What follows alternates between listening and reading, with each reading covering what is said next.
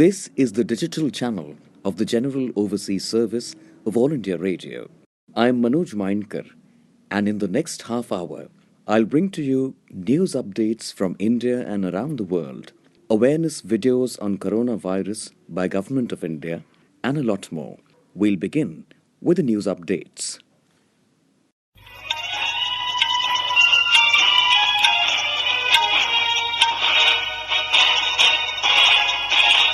This is the General Overseas Service of All India Radio. Namaskar. The news snippets. Read by Maria Albina Michael. 635,757 people have recovered from COVID-19 in the country. In the last 24 hours, 22,942 people have recovered. The recovery rate in India is 63.5%. 333,228 tests for COVID-19 were conducted in the past 24 hours. India and EU have agreed to strengthen their strategic partnership based on shared values of democracy, rule of law, and respect for human rights. India and EU leaders agreed to harness human-centric digitalization to develop inclusive economies and societies. The two sides will enhance their partnership in support of sustainable modernization. They will boost cooperation to support clean energy transition. Defence Minister Rajnath Singh is on a day-long visit to Leh. He will carry out a comprehensive review of the security scenario in the region. He is accompanied by Chief of Defence Staff General Bipin Rawat and Army Chief General M.M. Narawane. Flights between India and the United States and France have started from today. India has created 4 air bubbles with Germany and UK, apart from USA and France. International flights are restricted, and these air bubbles between particular countries are the only way out, said Civil Aviation Minister Hardeep Singh Puri. India has said Pakistan did not provide unimpeded consular access to jailed Indian citizen in Pakistan Kulbhushan Jadhav, in line with the ICJ verdict. India has lodged a formal protest with Islamabad. India and Israel have signed an agreement to bolster cooperation in cybersecurity.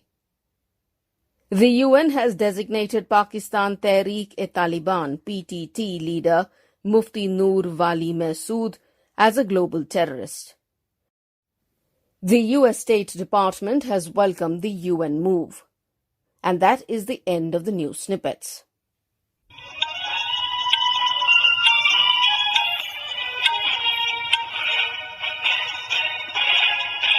This is the General Overseas Service of All India Radio. We now bring you a special film-based program from our archives. It is the fashion in the Indian film industry not to remember its members once they are not saleable. But there will still be some die-hard fans of individual artists who follow their idols till they die, and occasionally even after they die.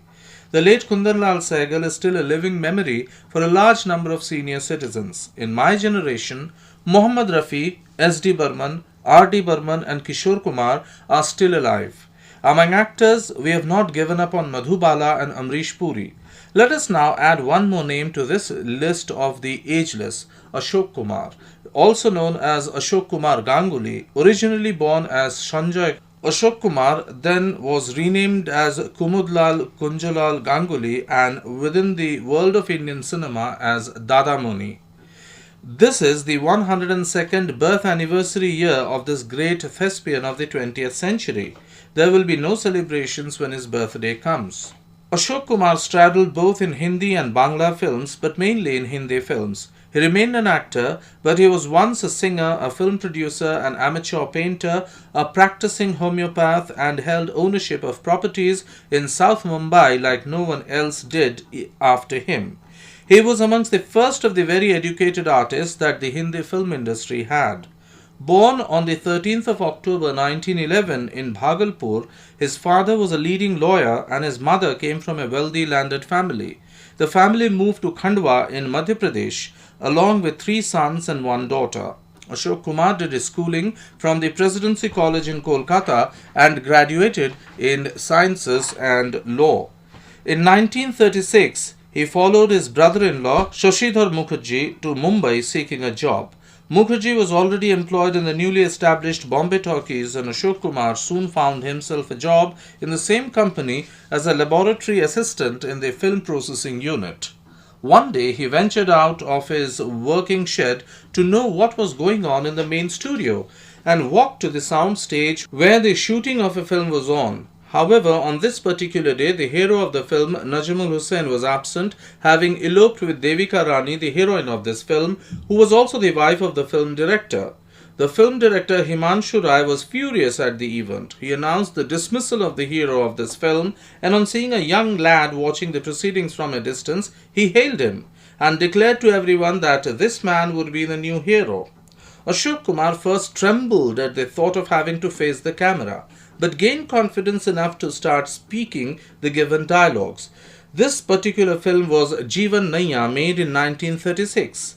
The film on its release proved successful at the box office, and Ashok Kumar was declared a full-time employee of the film company called Bombay Talkies. Ashok Kumar now acted in all the films of Bombay Talkies on the floor in that year. They were Savitri, Izzat and Nirmala. On their successful release, Ashok Kumar found himself well known and a star. By the time Ashok Kumar called a final halt to his film career in 1997, he had acted in 279 films in a span of 60 years. Even then, he did not stay back in his home. He went over to the television serials like Hum Log to conclude each episode with a worldly advice, and played Bahadur Shah Zafar in another television serial. Ashok Kumar was finally bedridden and shriveled due to diabetes and asthma. With no visitor to keep him company, he died on the 10th of December 2001, aged 90 years, alone and forgotten in the film industry he had served. History otherwise will be more fair to him. Following the return of Devika Rani from an unsuccessful elopement with her husband, the couple founded Bombay Talkies Private Limited. The studio was created with the world's best technicians called in from Germany. Ashok Kumar became the main artist in the studio, but when Himanshu Rai became ill and finally died, Ashok Kumar joined the studio as a partner and took full control of film production. In a span of 10 years between 1945 and 1955, Ashok Kumar remained the producer of all films that were released under the Bombay Talkies banner. In some cases, he acknowledged himself as a producer, and elsewhere, he got the names of the other financiers mentioned. Thus, we find his name being mentioned in films like Mahal 1949 and Samaj 1954.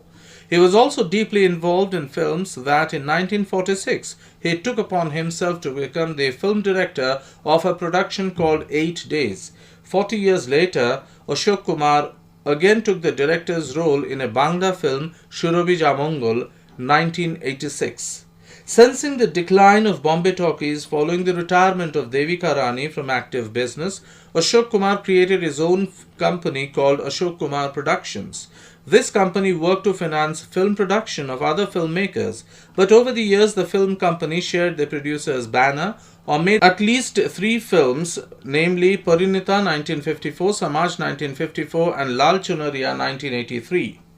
While it will be futile to list here all the films in which Ashok Kumar acted, it will be necessary to say first that he was associated with some of the best films ever made in India, thus ensuring that whenever there was any future reference to films and artists from the Indian film industry, one had to mention Ashok Kumar in honorable terms. Let us recall some of these memorable moments. The first big landmark is the film Achut Kanya 1936 with Devika Rani as the heroine. The theme of caste conflict in this film created a nationwide outcry and made the film well known and commercially successful. In 1943, Bombay Talkies produced the film Qismat, which did a record run in theatres in the country and ran for over 5 years in a Kolkata theatre.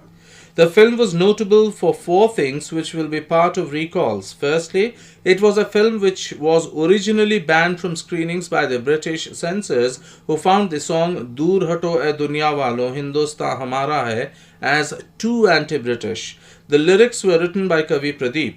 Finally, it required a lot of explaining to the censors that this song was anti-Japanese because the enemy was shown thus in the song that the censors allowed the release of this film. Secondly, this was the first film in the country which made a reference to an unwed mother, and that too in the subtlest of manners. Still, it was shocking for the audience of the day. Third, it was Ashok Kumar who was the hero of this film, but also its polished villain.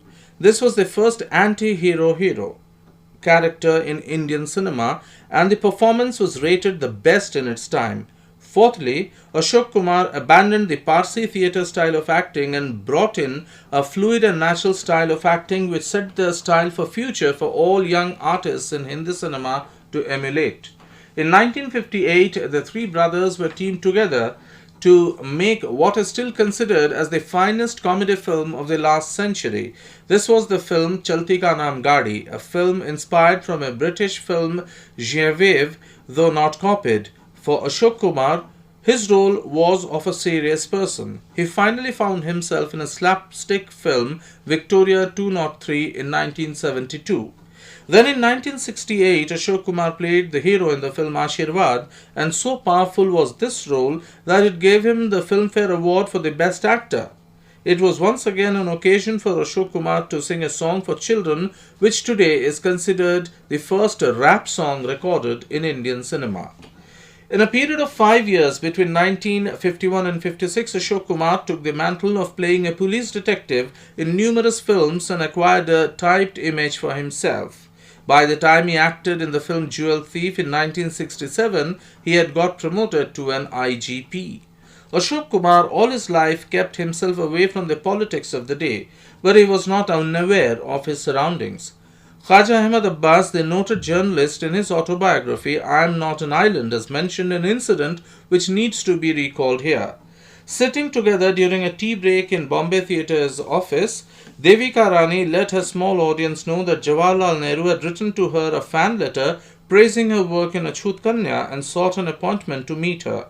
She had informed her listeners that she did not respond to this request. Ashok Kumar, who was present when he heard of this, reprimanded Devika Rani, saying that perhaps she thought too much of herself to spurn the request of the future Prime Minister of India. And as a punishment for her, Ashok Kumar announced that he will cut all social contact with Devika Rani for 6 months. He thereafter refused all pleading by her until she responded to Nehru. Recognition for his cinematic work was periodically coming to Ashok Kumar in his long career. He started receiving accolades in small measures with an award from the Sahitya Natak Academy in 1959. In 1962, he won the Filmfare Best Actor Award for his work in Rakhi. In 1963, the Bengal Film Journalists Association adjudged him as Best Actor for the film Gumrah. In 1966, for his work in the film Afsana, he got the Filmfare Best Supporting Male Actor Award. In 1969, he got his second Filmfare Best Actor Award for Ashirwad.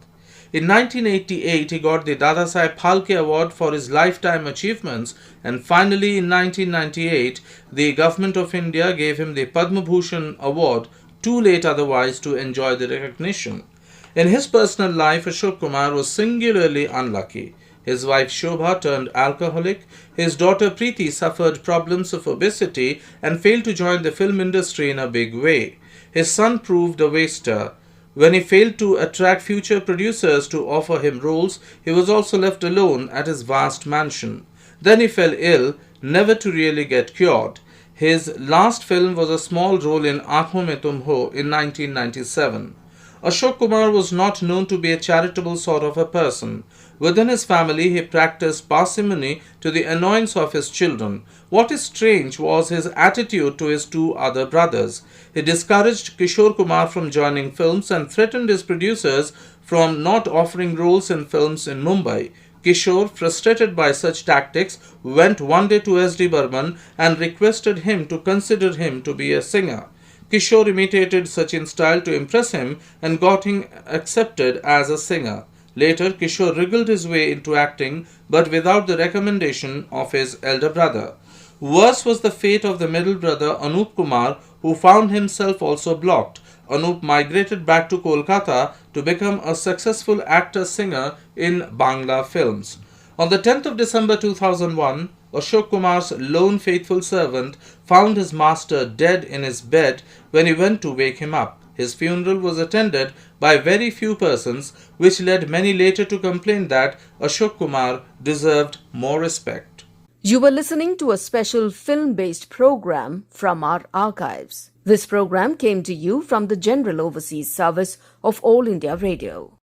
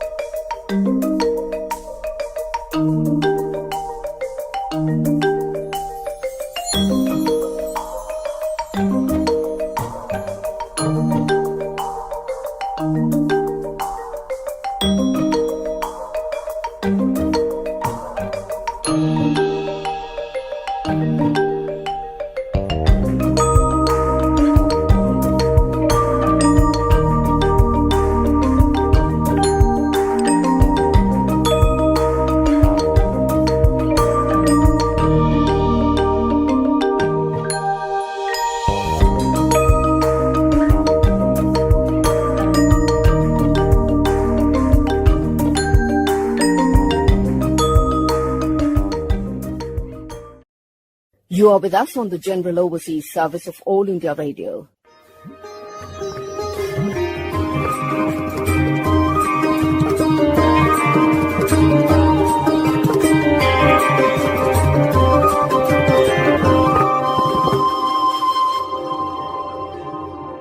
You are tuned to the General Overseas Service of All India Radio. We now bring you today's commentary, the 15th India-EU Summit, Adopting a New Strategic Roadmap 2025.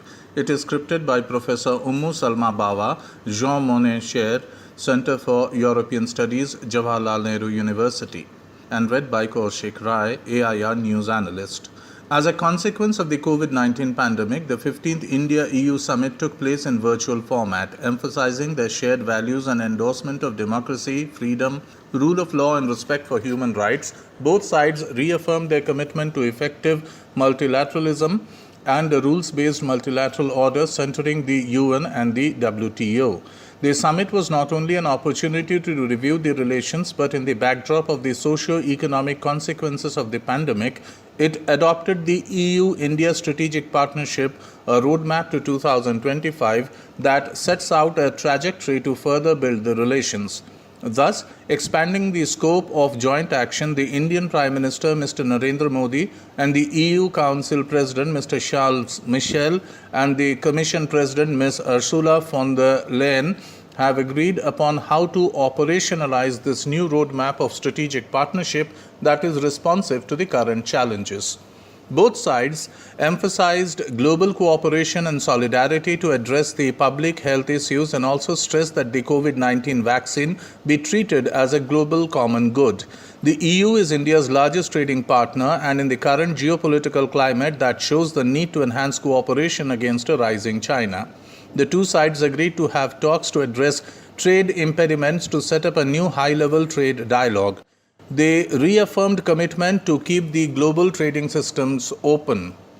However, the summit also sought to redefine the scope and depth of engagement between New Delhi and Brussels beyond trade. The other focus areas are environment and climate change, open and fair trade, foreign and security policy, digitalization, human rights, sustainable modernization, and research and innovation.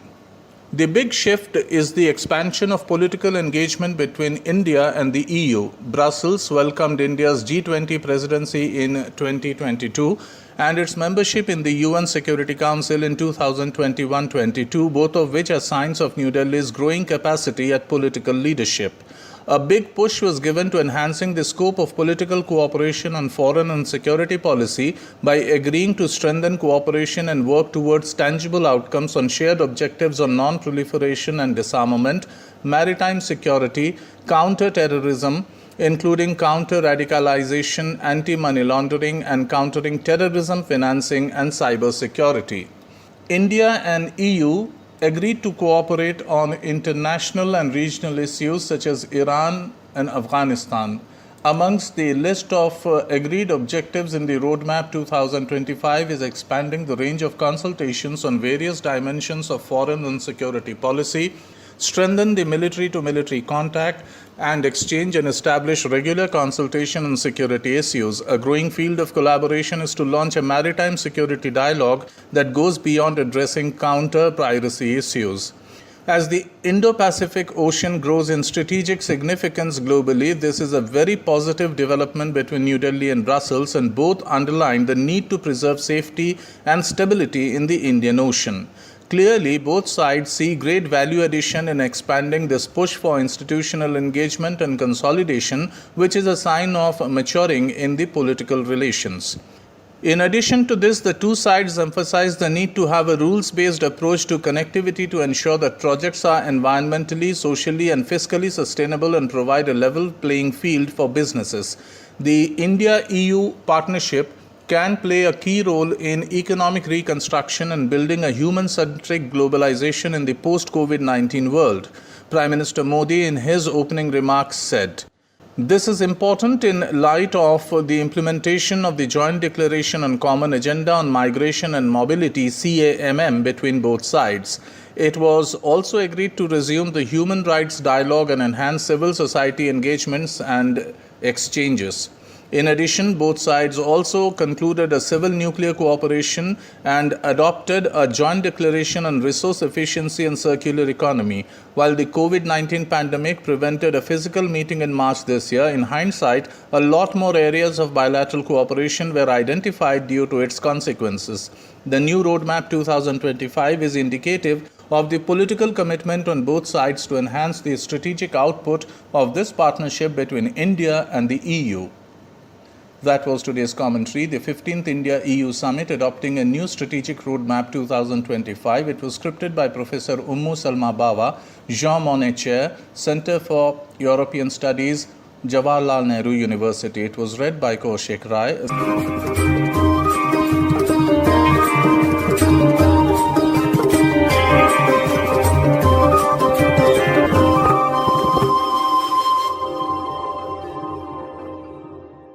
This commentary came to you from the General Overseas Service of All India Radio.